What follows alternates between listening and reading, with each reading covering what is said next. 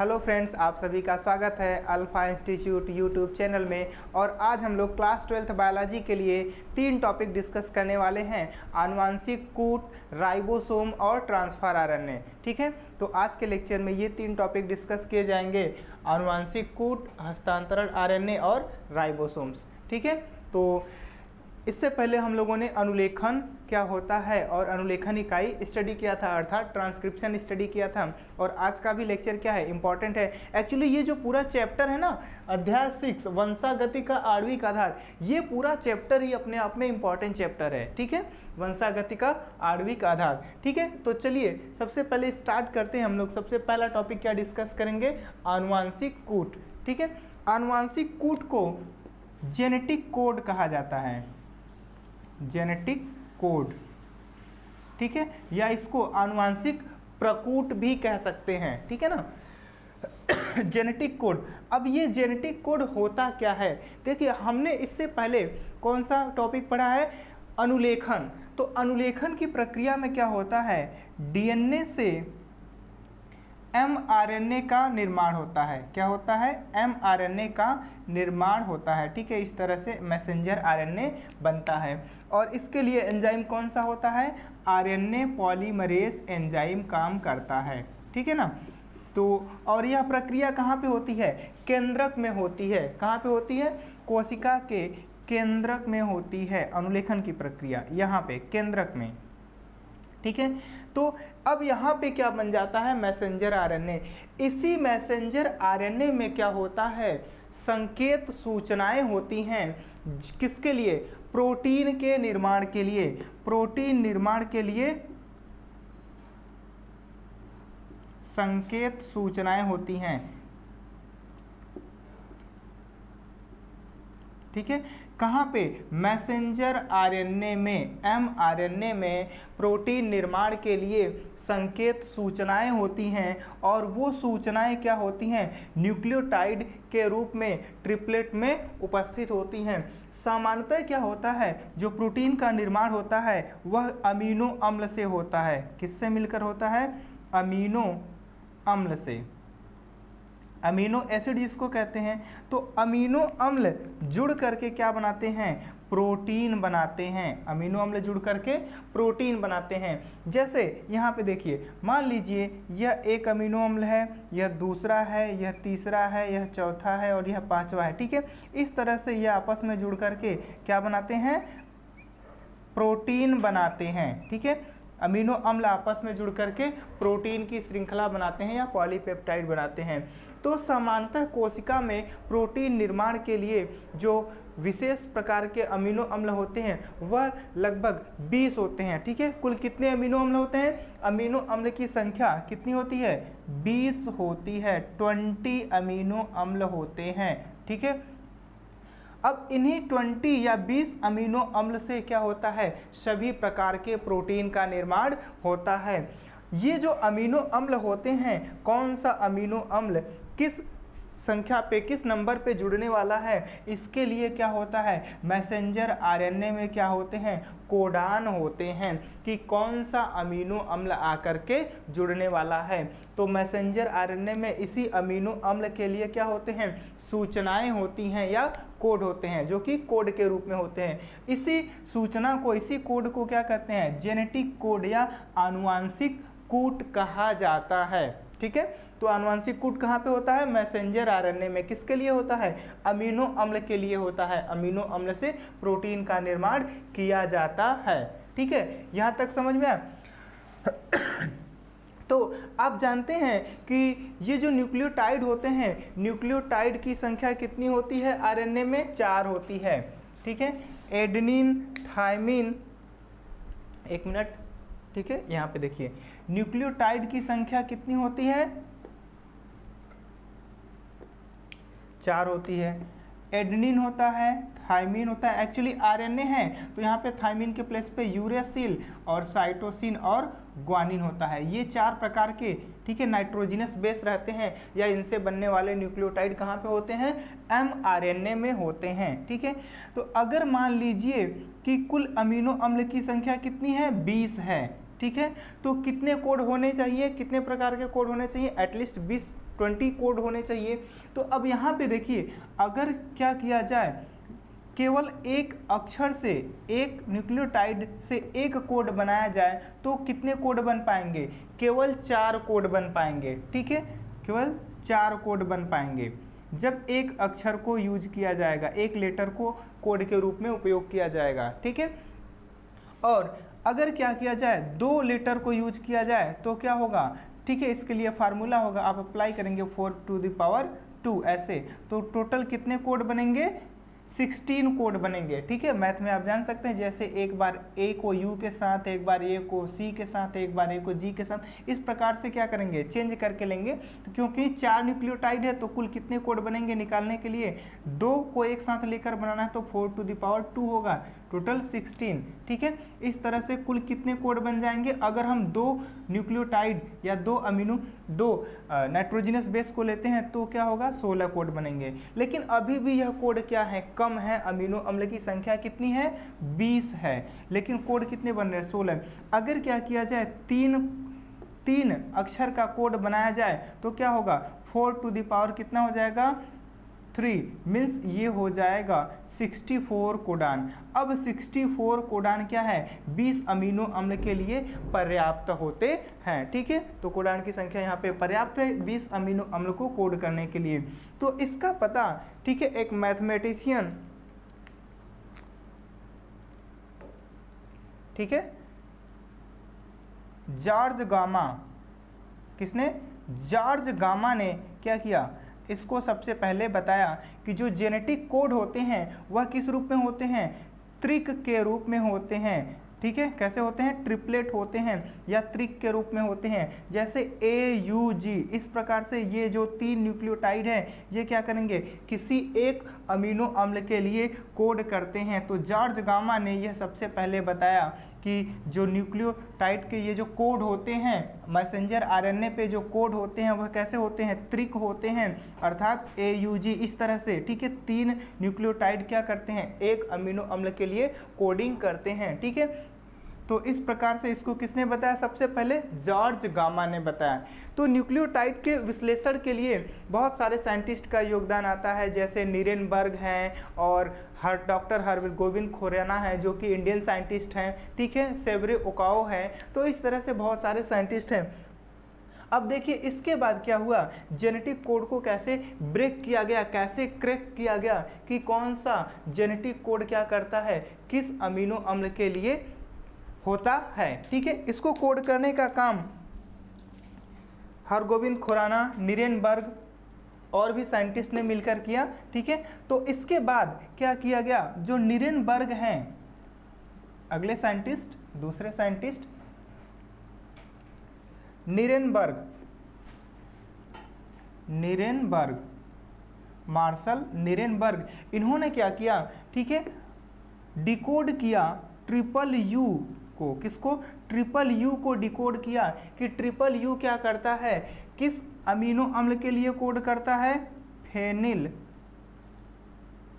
Alanine. ठीक है, यह क्या होता है? एक अमीनो अम्ल होता है फेनिल एलानिन।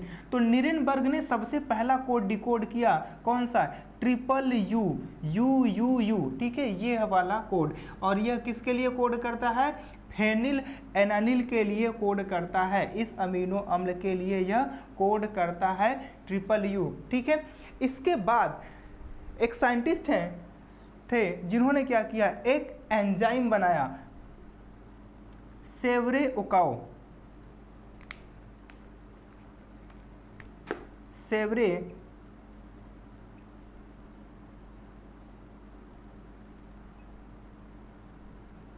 ओकाओ। ठीक है, इन्होंने किया, एक एंजाइम डिस्कवर्ड किया, पॉलीन्यूक्लियोटाइड। कौन सा एंजाइम?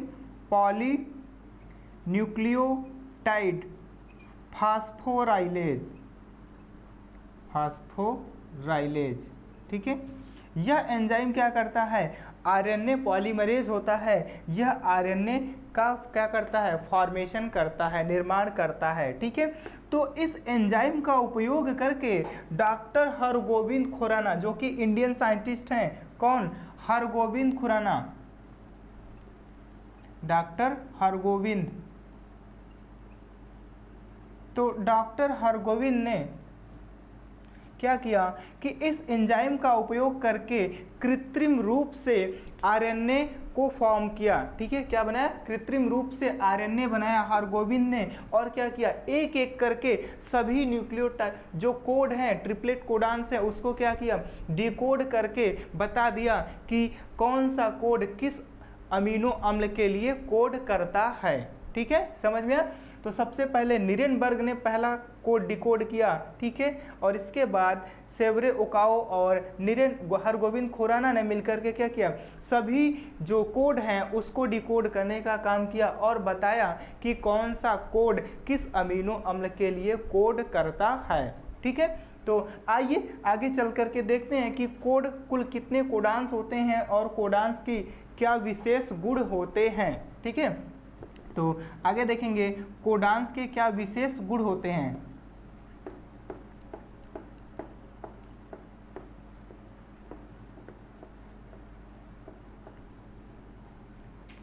तो जेनेटिक कोड का क्या विशेष गुण होता है? देखिए, सबसे पहला पॉइंट, जो जेनेटिक कोड होते हैं, आप ये जो चार्ट देख रहे हैं, ठीक है, टोटल 64 कोड इसमें आपको दिखाई दे रहे हैं। ये क्या है? 64 जेनेटिक कोड हैं। ठीक है, इसमें पहला अक्षर यहाँ से रखा गया है, यहाँ पे इस साइड, दूसरा अक्षर यहाँ पे और तीसरा यहाँ पे राइट साइड में रखा गया है। ठीक है, तो पहला यहाँ से यू लिया गया, यहाँ से यू लिया गया और तीसरा अक्षर यहाँ से यू लिया गया, इस प्रकार से। ठीक है, इसमें यू, यहाँ से भी यू, तो यहाँ से क्या होगा? सी लिया जाएगा। इस प्रकार से ये क्या किए गए हैं? टोटल 64 कोड बनाए गए हैं। ठीक है, अब देखिए जो टोटल कोडान्स होते हैं, कोडान्स की संख्या कितनी होती है?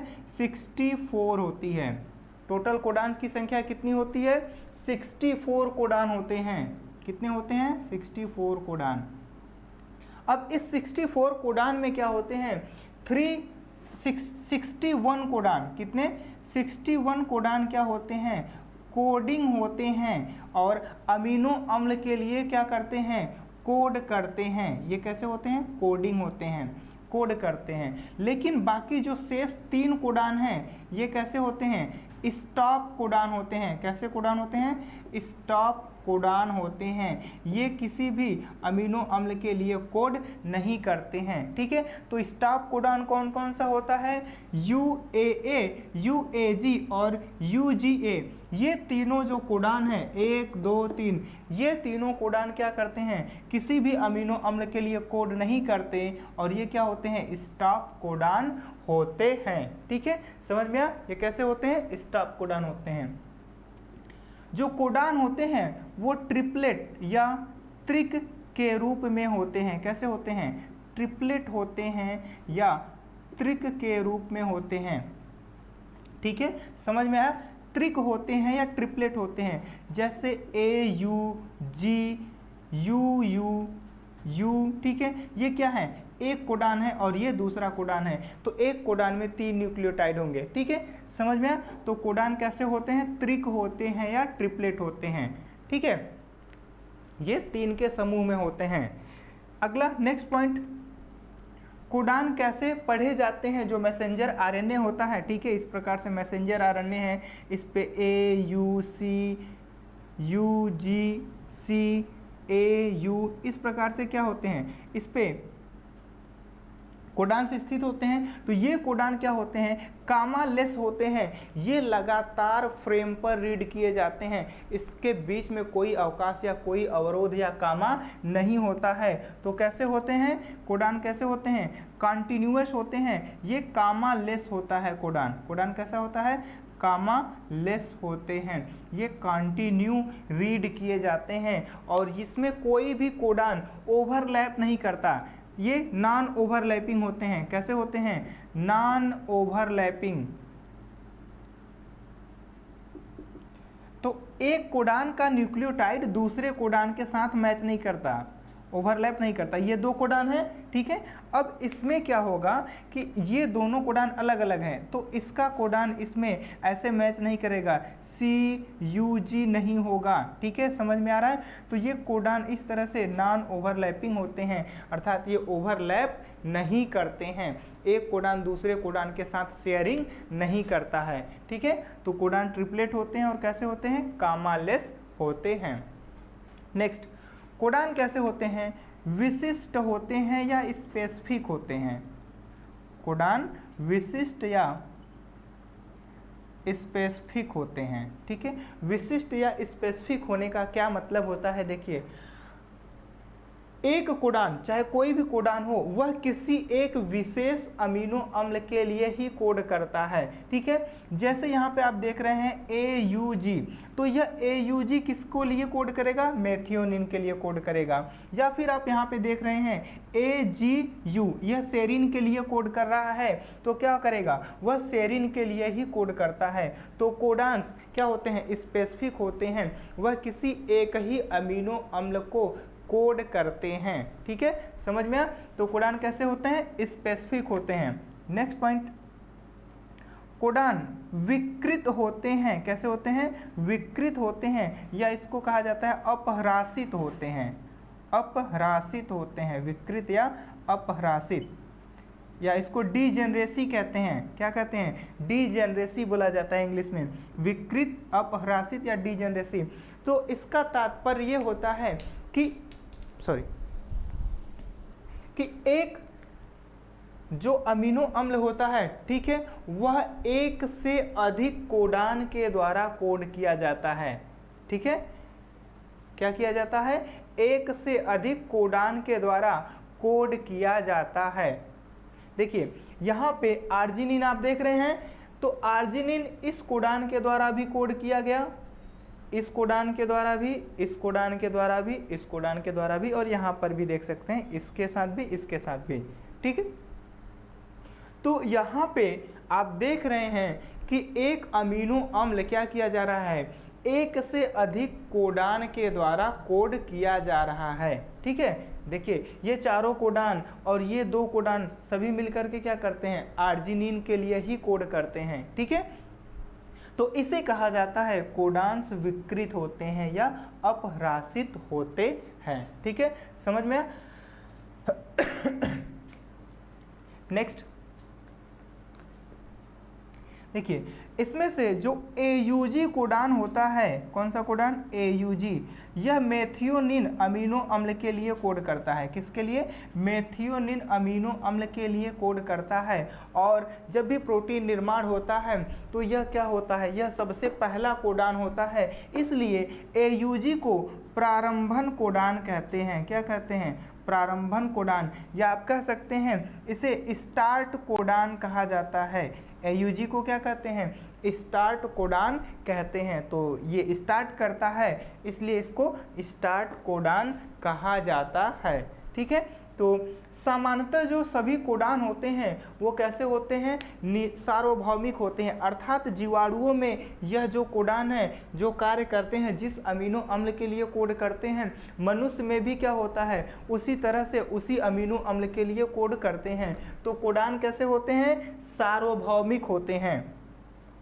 कोडान सार्वभौमिक होते हैं, यूनिवर्सल। सार्वभौमिक का मतलब क्या होता है, यूनिवर्सल होते हैं। लेकिन क्या होता है, इसके कुछ एक्सेप्शन, जैसे प्रोटोजोन्स है ना, पैरामीशियम है, तो इनमें क्या होता है, एक दो एक्सेप्शंस मिलता है, नहीं तो सामान्यतः कोडान कैसे हैं, सार्वभौमिक होते हैं। सभी जीवों में, जंतुओं में एक ही प्रकार के अमीनो अम्ल को कोड करेंगे। ठीक है, जैसे यहाँ पे AUG मेथियोनिन के लिए कर रहा है मनुष्य में, तो यह क्या होगा, ठीक है, किसी जीवाणु में भी मेथियोनिन के लिए ही कोड करेगा, किसी भी जीव में। ठीक है, अगर हम देखते हैं कोडान की संख्या, तो यहाँ पे देखिए सबसे कम जो कोडान होता है अमीनो अम्ल के लिए, तो मेथियोनिन के लिए एक कोडान होता है, और ट्रिप्टोफैन ये दूसरा जो अमीनो अम्ल है, इन दोनों अमीनो अम्लों के लिए केवल एक कोडान होते हैं। और अगर ज़्यादा की बात करते हैं तो देखिए यहाँ पे आर्जिनिन के पास क्या होता है, 6 कोडान होते हैं। 6 कोडान मिल करके, ये कोडान भी, ये कोडान, ये और यहाँ पे नीचे 2, ये 6 के 6 कोडान किसको कोड करते हैं, आर्जिनिन अमीनो अम्ल के लिए कोड करते हैं। इस प्रकार से सेरिन के लिए भी क्या होता है, 6 कोडान मिल करके सेरिन को कोड करते हैं। ठीक है, 6 के 6 कोडान सेरीन अमीनो अम्ल के लिए कोड करते हैं। ठीक है, तो यह भी याद रखेंगे सबसे कम किसके लिए है और सबसे ज़्यादा किसके लिए है। यहाँ पे ये भी ध्यान देने वाली बात है कि स्टॉप कोडान क्या होता है, UAA, UAG और UGA, ये 3 क्या होते हैं, स्टॉप कोडान होते हैं। बाकी जो 61 कोडान होते हैं ये कैसे होते हैं, कोडिंग होते हैं। ठीक है, समझ में आ गया। तो ये था जेनेटिक कोड या जिसको आनुवांशिक कूट कहते हैं। ठीक है, समझ में आया कि नहीं।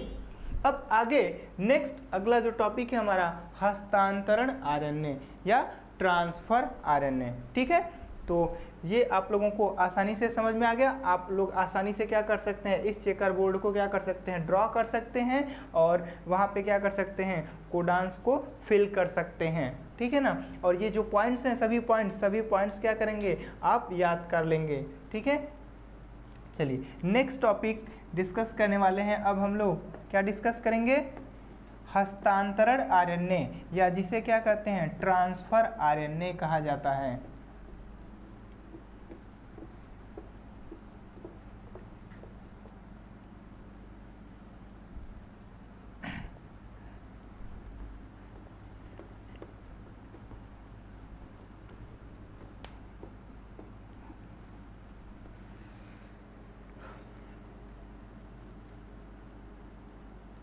हस्तांतरण आरएनए। ठीक है, हस्तांतरण आरएनए को क्या कहते हैं, ट्रांसफर आरएनए भी कहा जाता है। ट्रांसफर आरएनए या इसको सॉल्युबल आरएनए भी कहा जाता है, सॉल्युबल आरएनए। ठीक है, और हिंदी में दूसरा नाम इसका क्या हो जाएगा, घुलनशील आरएनए, घुलनशील आरएनए कह सकते हैं। ठीक है, तो हस्तांतरण आरएनए, ट्रांसफर आरएनए या घुलनशील आरएनए, ठीक है, क्या है, एक ही होता है। तो जो ट्रांसफर आरएनए होता है, ट्रांसफर आरएनए की खोज होली, किसने, होली नामक वैज्ञानिक ने की थी। ठीक है, तो ट्रांसफर आरएनए की खोज डिक्सन हॉली नाम के वैज्ञानिक ने की थी। और जो ट्रांसफर आरएनए होता है यह कोशिका में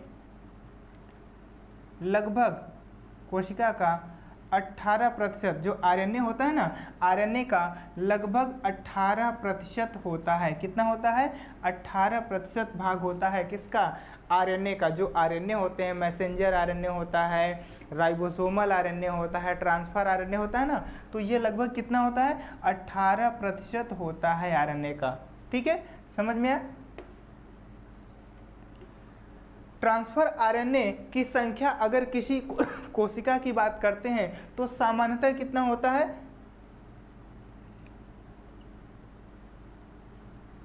40 से 50। ठीक है, विभिन्न प्रकार के क्या हो सकते हैं, ट्रांसफर आरएनए कोशिका में, ट्रांसफर आरएनए किसी एक कोशिका में पाए जाते हैं या होते हैं। अगर प्रोटीन निर्माण की बात करते हैं तो एटलीस्ट 32, कितने, 32 ट्रांसफर आरएनए किसी कोशिका में होने चाहिए या होते हैं। कम से कम 32 प्रकार के ट्रांसफर आरएनए क्या होते हैं, कोशिका में होते हैं। क्यों, क्योंकि देखिए जो अमीनो अम्ल की संख्या है वह कितनी होती है, अमीनो अम्ल की संख्या कितनी होती है, 20 होती है। ठीक है, और जो ट्रांसफर आरएनए है अमीनो अम्लों को पकड़ करके या अमीनो अम्ल के साथ जुड़ करके क्या करता है, राइबोसोम के पास लाने का कार्य करता है जब प्रोटीन का निर्माण होता है। तो हर एक अमीनो अम्ल के लिए क्या होता है, उसका एक विशेष ट्रांसफर आरएनए होता है। तो 20 अमीनो अम्ल हैं, इसलिए कम से कम कितना होना चाहिए, 20 प्रकार के ट्रांसफर आरएनए होने चाहिए। ठीक है, तो इसलिए क्या होता है, कोशिका के पास कम से कम 32 प्रकार का क्या होता है, ट्रांसफर आरएनए होता है। ठीक है, समझ में आया। अगर हम ट्रांसफर आरएनए की संरचना की बात करते हैं तो इसका जो 3D स्ट्रक्चर होता है, कौन सा structure, 3D structure L shaped का होता है। कैसा होता है? एल शेप्ड होता है, एल आकार का होता है। लेकिन इसका जो 2D स्ट्रक्चर होता है ये क्लोवर लीफ लाइक होता है। कैसा होता है? क्लोवर लीफ लाइक होता है। ठीक है, तो 3D स्ट्रक्चर एल शेप्ड होता है, 3D संरचना। 2D संरचना कैसी होती है?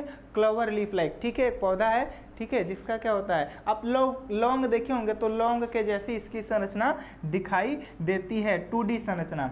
ठीक है, तो आइए ट्रांसफर आरएनए की संरचना देखते हैं कैसे होती है।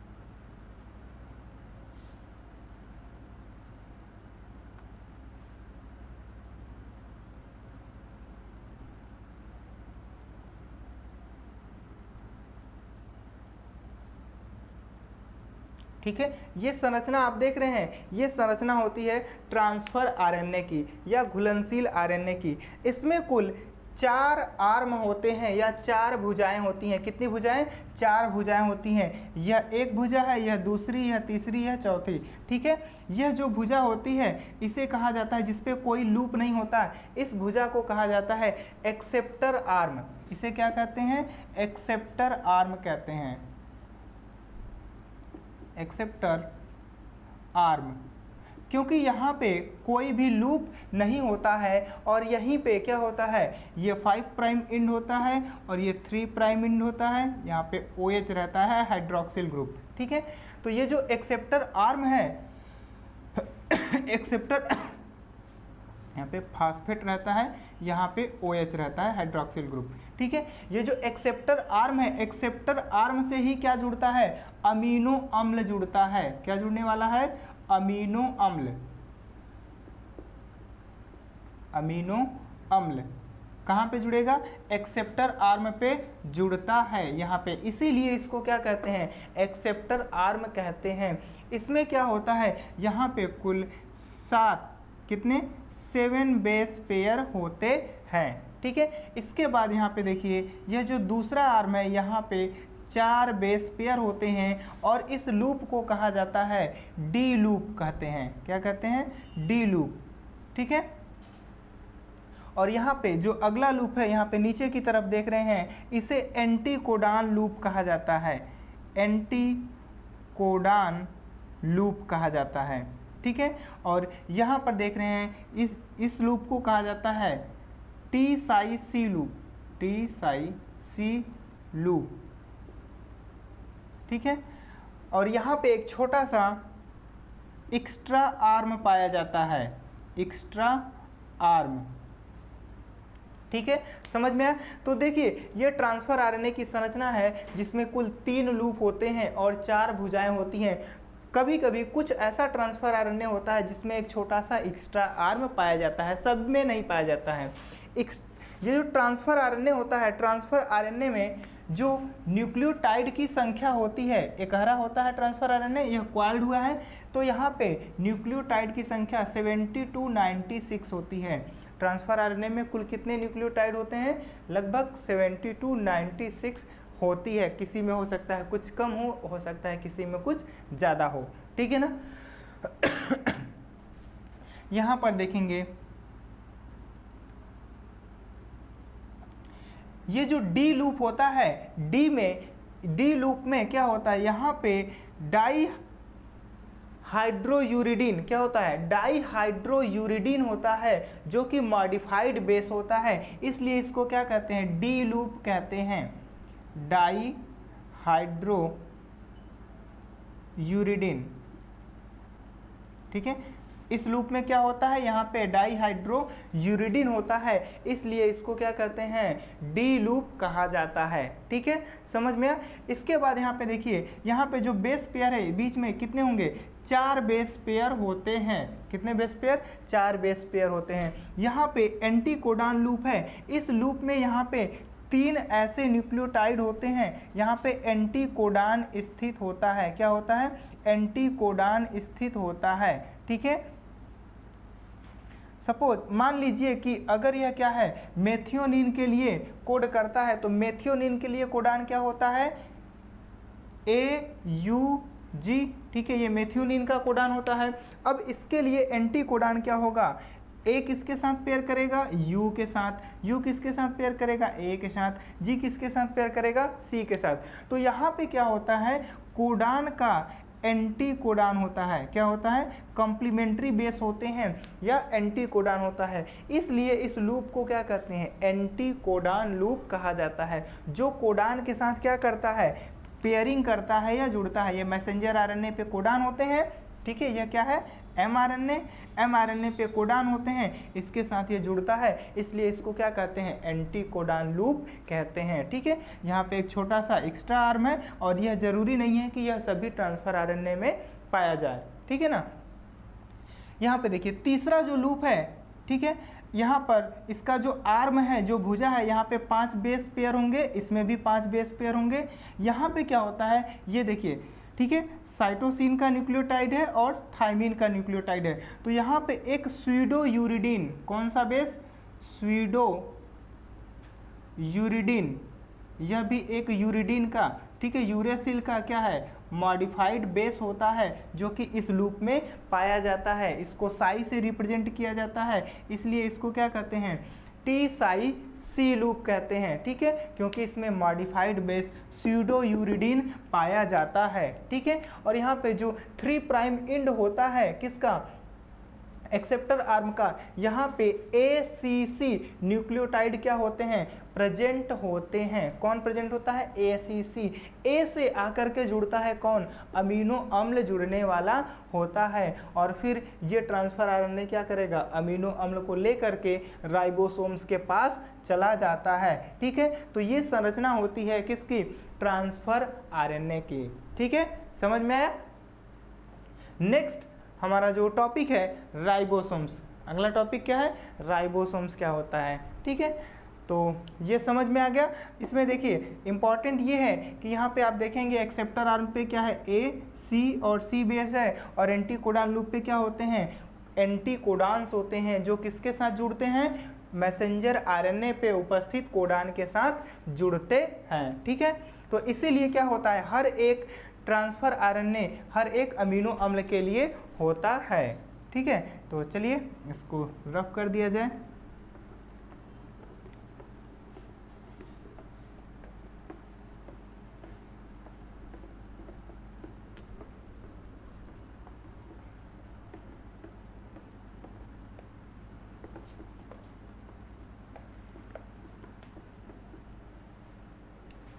ठीक है फ्रेंड्स, तो नेक्स्ट टॉपिक क्या है? राइबोसोम।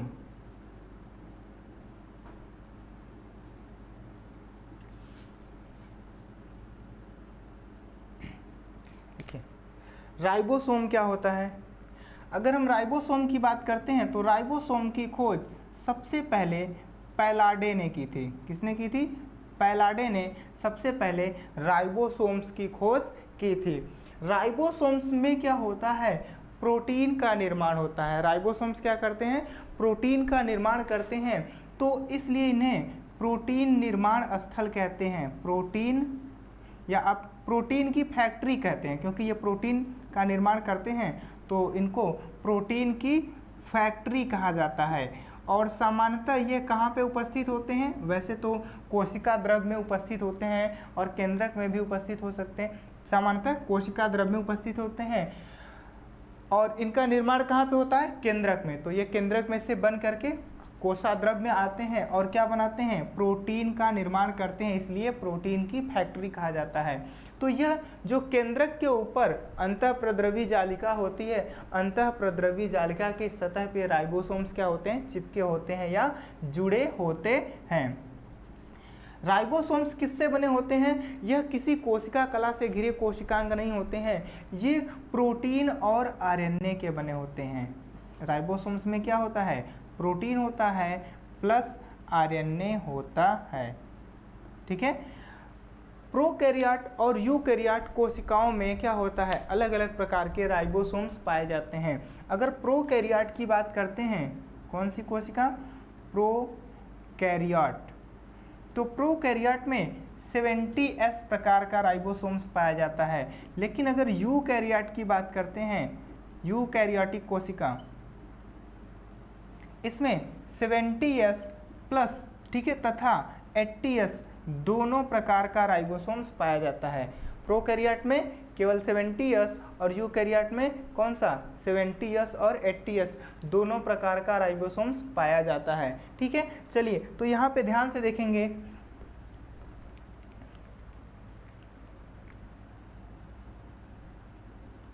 राइबोसोम,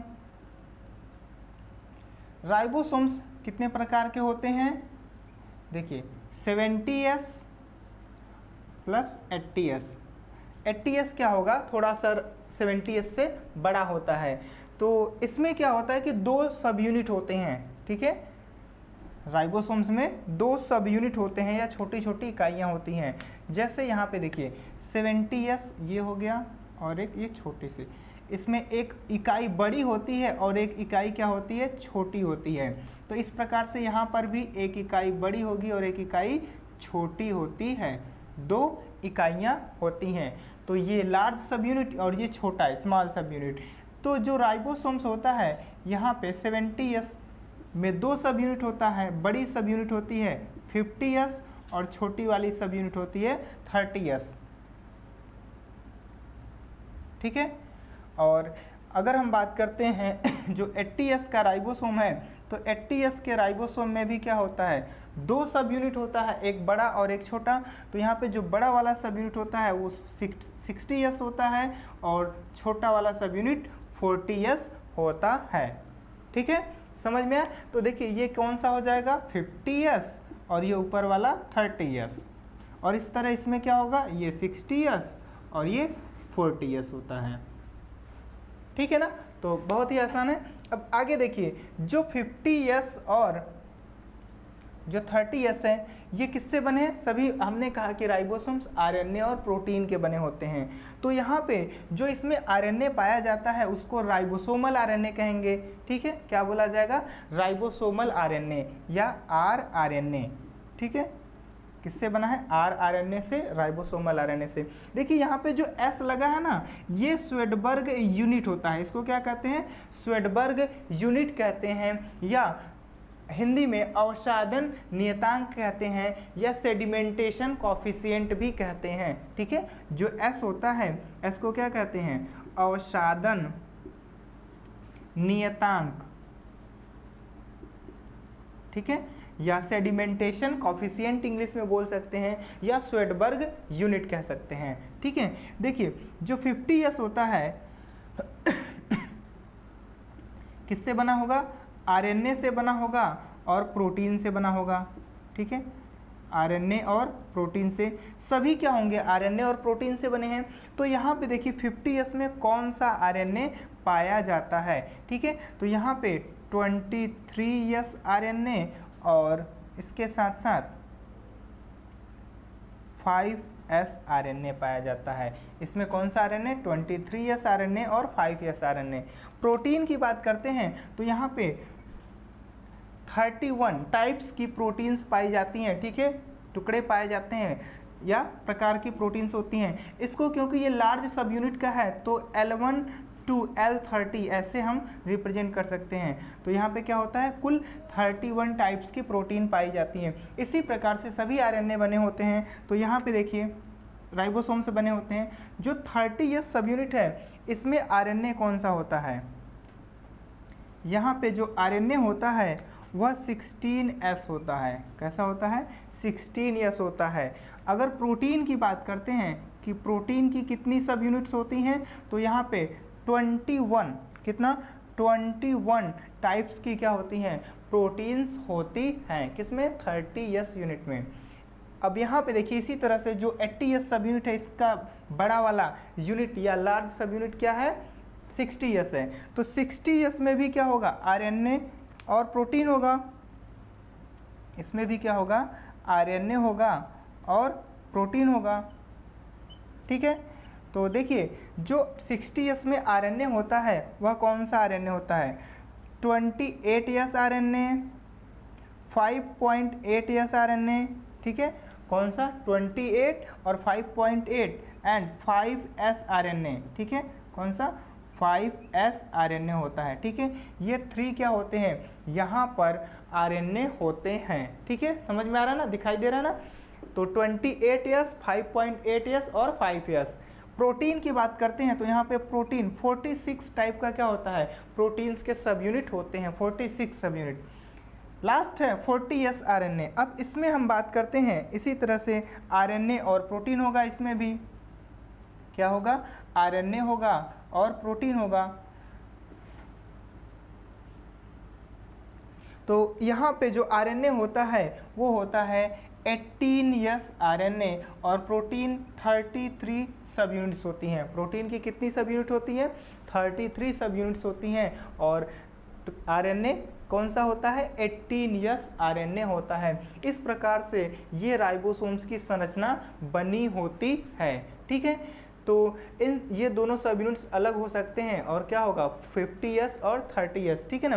देखिए ये मैथमेटिकल कैलकुलेशन नहीं है कि 50 और 30 को मिला दिया जाए तो 80 हो जाएगा या 60 और 40 को मिलाएगा तो 100 हो जाएगा। यह क्या है, इनके सेडिमेंटेशन का रेट है, ठीक है, एक कांस्टेंट यूनिट है, ठीक है। इसको S से रिप्रेजेंट किया जा रहा है तो ये नंबर नहीं है, ठीक है, ये 50S, ठीक है, ये नंबर नहीं है कि हाँ 50 और 30 को ऐड किया जाए तो 80 हो जाएगा, ऐसा नहीं होगा, ठीक है ना। तो सामान्यतः जो S होता है स्वेडबर्ग यूनिट होता है, तो जिस यूनिट पे ये क्या होते हैं, राइबोसोम से सेपरेट होते हैं या सेडिमेंट होते हैं टेस्ट ट्यूब में, ठीक है, जब इनको सेपरेट किया जाता है तो ये जिस यूनिट पे क्या होते हैं, यहाँ पे सेडिमेंट होते हैं टेस्ट ट्यूब में अलग होते हैं, इसी को कहा जाता है सेडिमेंटेशन कॉफिशिएंट, ठीक है, या स्वेडबर्ग यूनिट, ठीक है। तो समझ में आ गया। तो आज के लेक्चर में बस इतना ही आज के लिए, और नेक्स्ट लेक्चर में हम लोग क्या डिस्कस करेंगे कि प्रोटीन का निर्माण कैसे होता है, ठीक है। इसीलिए हम लोगों ने ये टॉपिक डिस्कस किया है कि कोडान क्या होता है, ट्रांसफर आरएनए क्या होता है और राइबोसोम्स क्या होता है, ठीक है। तो इसके जब हमें ये सारी चीज़ें पता होंगी तभी हम क्या समझ सकते हैं, आगे समझ सकते हैं कि प्रोटीन का निर्माण कैसे होता है, ठीक है। तो आज के लेक्चर में बस इतना ही, मिलते हैं नेक्स्ट लेक्चर में।